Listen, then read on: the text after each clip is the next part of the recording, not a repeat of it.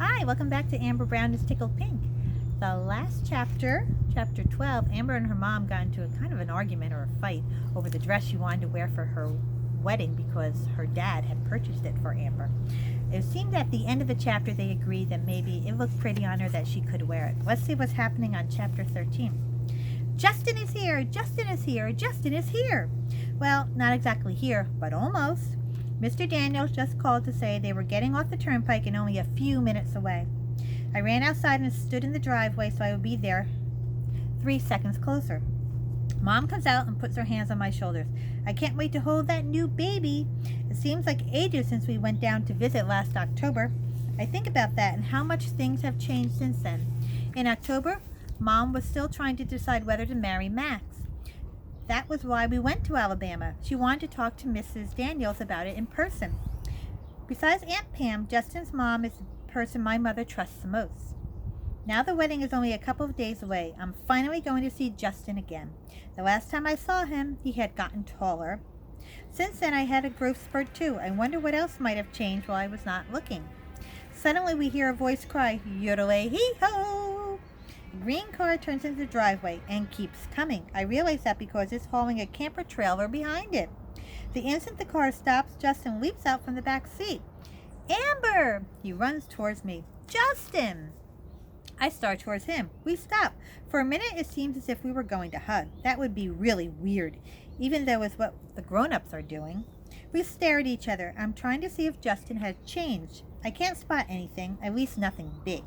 He hasn't grown a new ear or anything like that, but his hair is longer and he is so tan that I suddenly feel very pale.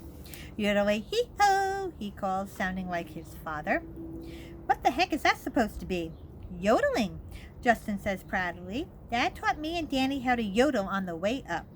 1,000 miles, Mrs. Daniels sighs. 1,000 long, ear-battering miles. But believe it or not, baby Paula seems to think it's a lullaby. So does Danny. They're both sleeping right now.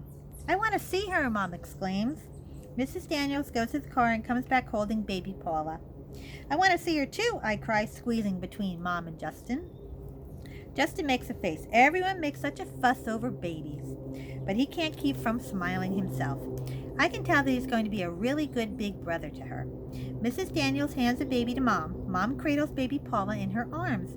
She smiles at me. It's one of the happiest smiles I have ever seen. Suddenly, I realize that in a year or two, I might be a big sister. The idea is a little scary. Before I can think about it too much, Mr. Daniels calls for me and Justin to help him unpack. We unpack and unpack and unpack. I look at the pile of stuff in the driveway. I can't believe how much stuff you guys crammed into that car. "And you haven't even seen what's in the camper yet," Justin says. Mr. Daniels laughs. "I think my great-great-grandfather had less stuff in his covered wagon when he crossed the prairie than we need for one baby, one 4-year-old, and what Justin's moms wanted to bring for the wedding." He pulls out a little suitcase. "Justin and my stuff is all in here." We get everything into the house, including Danny, who looks groggy and sticky. "Want to visit our chewing gum ball?" I asked Justin. "Is it much bigger?" he asked. "The bigger it gets, the slower it grows. I think it misses you. I don't chew gum so much now that you're not here." "Neither do I," Justin says. He smacks his forehead. "Oh no, does that mean we're growing up?" I laugh. We go upstairs to my room. The ball is in my closet. It is still in the box Justin used when he gave it to me for custody. We both look at it. Justin picks it up. It's smaller than I remember. You were smaller the last time you saw it. Justin smiles. "Do you have any gum?" "I was hoping you would ask. I've been saving some special gum for when you got here."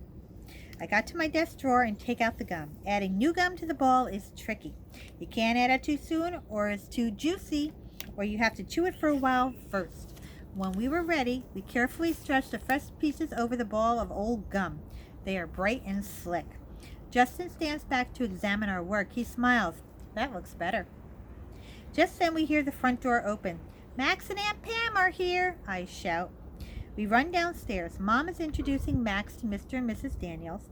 Aunt Pam hugs me. Mrs. Daniels hugs Max. Mr. Daniels hugs Aunt Pam.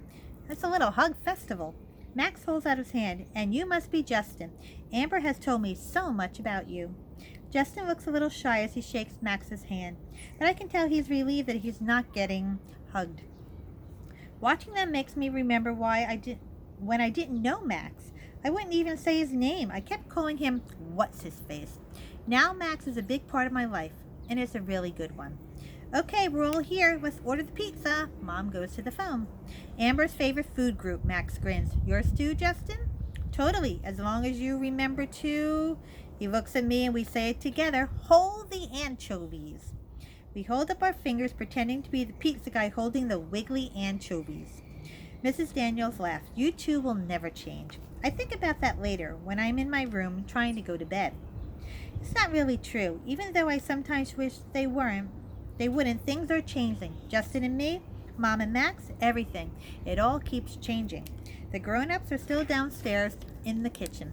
Every once in a while I hear them laughing. Tonight the house is filled with people I love, but it is the last night that will happen. In 2 days, Mom and Max will be married. When they come back from their honeymoon, we will be moving. So this is the last time that the house I grew up in will ever be filled in the same way. Again, I can't help it. I cry a little. That is chapter 13. Meet me next time for chapter 14.